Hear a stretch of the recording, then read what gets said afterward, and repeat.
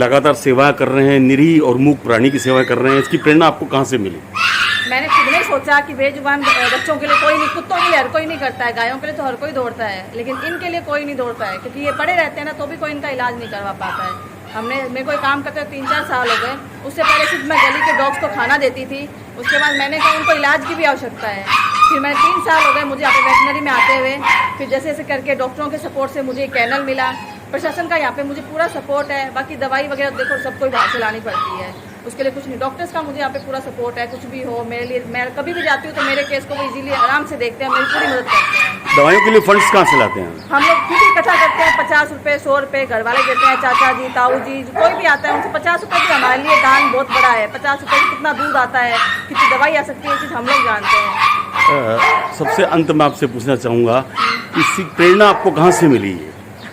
नहीं, इसकी प्रेरणा मुझे खुद से ही लगा कि मुझे इनके लिए करना चाहिए। फिर मैं जब खाना खिलाती थी तो मुझे बीमार कुत्ते दिखते थे, फिर मैंने खुद ने छोटा छोटा इलाज शुरू किया। फिर धीमे धीमे उनको उठाकर हॉस्पिटल लाने लगी। फिर मुझे लगा कि इनको रहने के लिए भी एक जगह चाहिए, मतलब ताकि जब 5-7 दिन 10 दिन 15 दिन इलाज चाहिए होता है, तब हमने कैनल में हम लोग रख लेते हैं। जब वो ठीक आते हैं तो हम उसको गली में छोड़ जाते हैं। अभी मेरे पास अपाइज, अंधे, कई प्रकार के पशु है। आप स्टडी भी कर रही हैं, पढ़ाई भी कर रही हैं? मैंने कंप्लीट कर ली, पढ़ाई मेरी कंप्लीट हो गई। गवर्नमेंट जॉब की तैयारी करी, लेकिन कहीं को सिलेक्शन हुआ नहीं। फिर हमने कहा बच्चों को ही समय देते हैं, कम से कम इनके पास आते हैं तो सुकून तो लगता है, सुकून महसूस होता है। अपना नाम और पता? मेरा नाम आरती गहलोत है और रामपुरा बस्ती बाईपास में मैं रहती हूँ।